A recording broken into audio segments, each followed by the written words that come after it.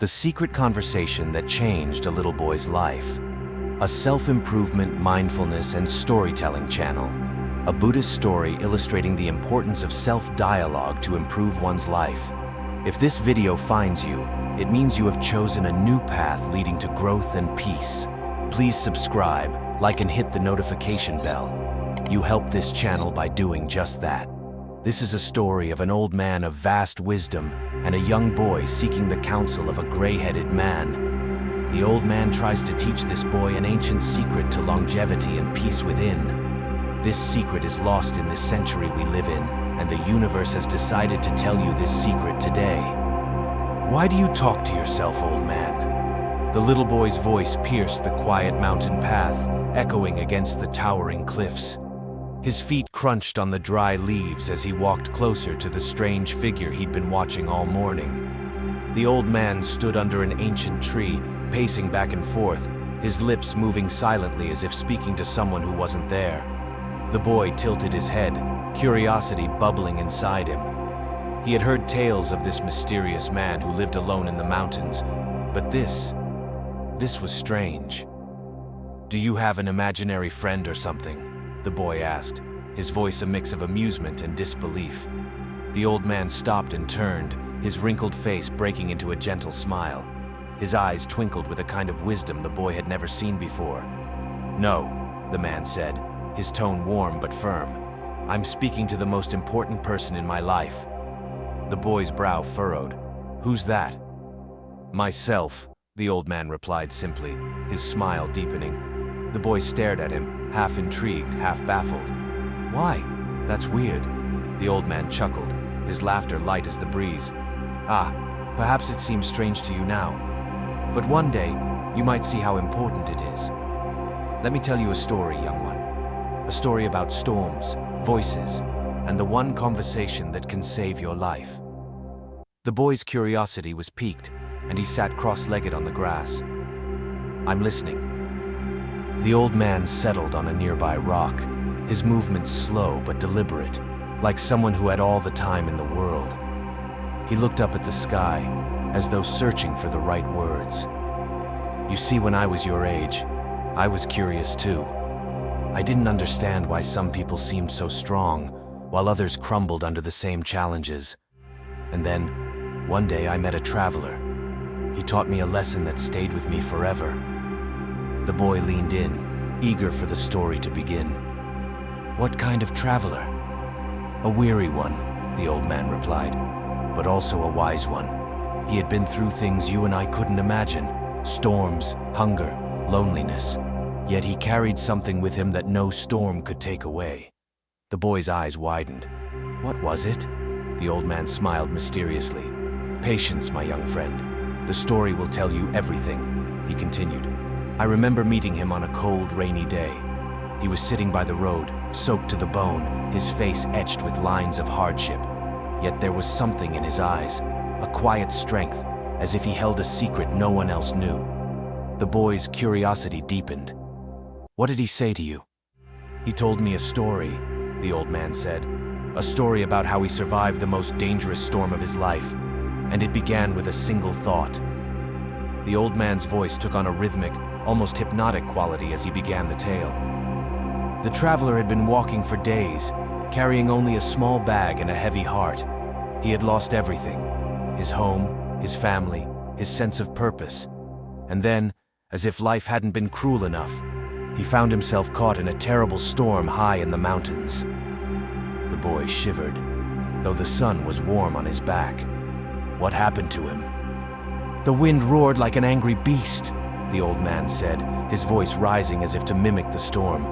"The snow fell so thick it blinded him, and the cold bit through his clothes, chilling him to the bone. He thought he was going to die."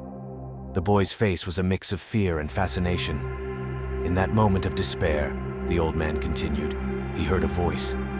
At first he thought it was someone calling out to him, but then he realized it was his voice, deep inside his mind." "What did the voice say?" the boy whispered. "It said, 'Take one step forward.' That's all, just one step." The traveler obeyed, even though he thought it was pointless. And then the voice came again.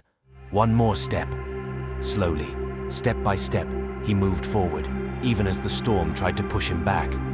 The old man paused, letting the tension hang in the air. The boy was on the edge of his seat. After hours of walking, when he thought he couldn't go on any longer, he saw it.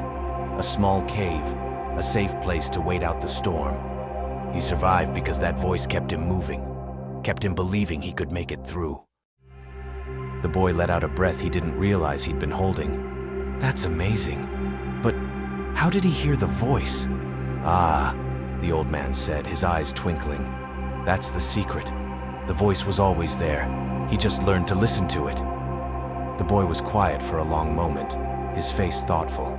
Finally, he said, "Sometimes I hear a voice too, but it doesn't say nice things." The old man nodded knowingly. "What does it say?" "It says I'm not good enough," the boy admitted, his voice barely above a whisper. "That I'll never be as smart or strong as other kids." The old man's heart ached for the boy. "Ah, my young friend, we all have that voice.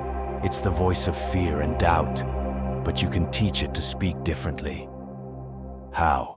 the boy asked, desperation creeping into his tone. The old man leaned closer. "The next time you hear that voice, ask yourself this: what would I say to a friend who is feeling this way? And then, say those words to yourself." The boy frowned, thinking hard.